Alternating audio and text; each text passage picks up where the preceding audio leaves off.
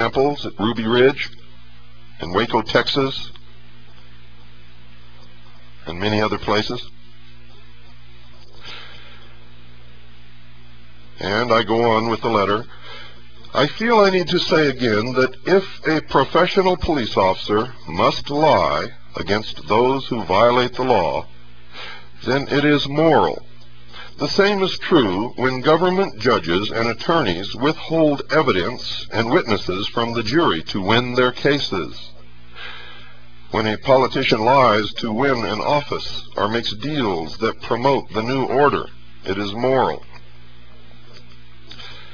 Let me tell you what is truly immoral. I will use the issuance of traffic citations as only one example. True immorality is when 5 out of 10 good upstanding citizens take the witness stand, swear an oath to their God, and then proceed to fabricate lies to get out of their tickets.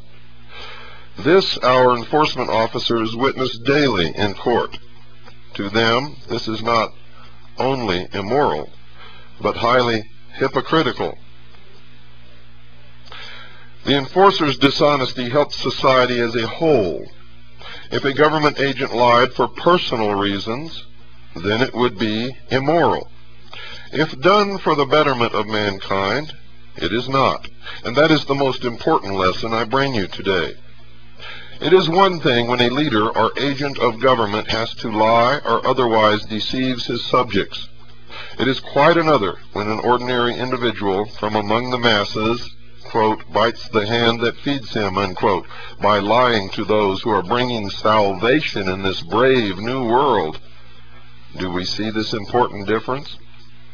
The old world understood that it was the greatest of sins to lie or to deceive God. The generations of devotees that wish to enter the new world must likewise be brought to the understanding that it is the greatest of sins to lie to deceive their new God government. Any such disloyalty would surely hamper the progress of those engaged in ushering in the glorious new world order.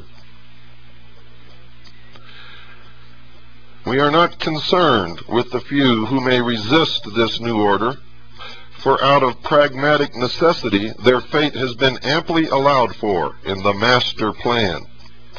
What we are most concerned about at present is that the obedient masses be made to understand that it is detrimental to progress for them to suggest that their supervisors wallow under the pressure and futility of the antiquated superstitions, morals, and dogma of the past.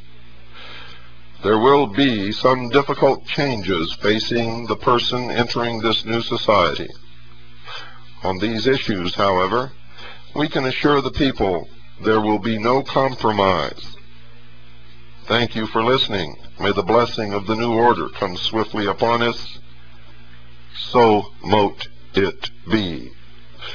So mote it be is taken directly from the initiation ceremonies of the Scottish Rite of Freemasonry, and you will hear it nowhere else, ladies and gentlemen.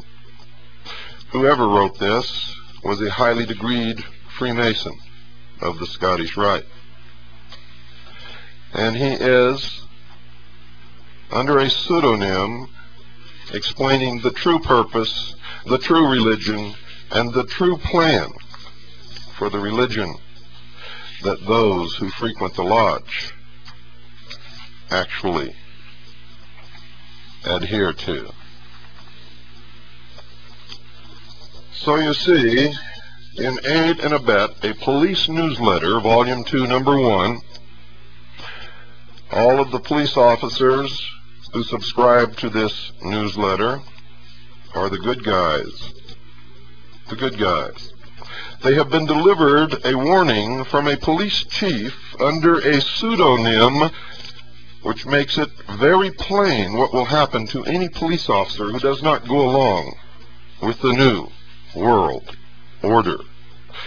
And I say that it was intentionally that way, and that there is no police chief, Rupert Orpheus, pseudonym or not, but this is the policy that needed to be explained. to all of these officers at once to hasten their decision. You see, ladies and gentlemen, when it comes right down to it, most people will do what they're told, when they're told, if they're told, and they have been told.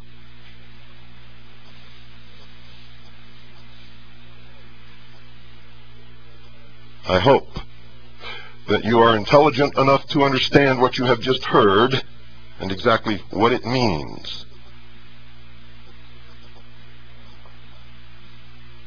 If you are not, dear sheeple, God have mercy upon your soul. You're going to need it.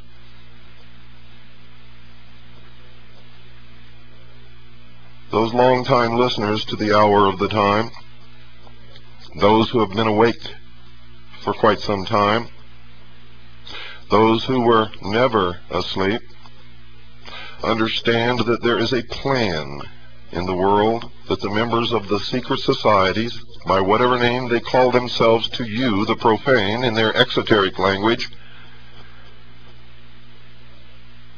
are using to bring about the ages-old dream of a new world order, where the masses are totally and completely controlled for each and every second of every moment of every hour of every day of their lives, and where the priests of the mysteries govern in what they call a council of wise men. The public at large will not know much about this council of wise men, for there will be at the head of this council a charismatic religious and political leader. This is necessary, for the public needs somewhere to vent their emotions, their elations, their angers. And it will make no difference if they topple this leader from his throne. The real leaders will remain untouched, as they have remained untouched throughout the history of the world.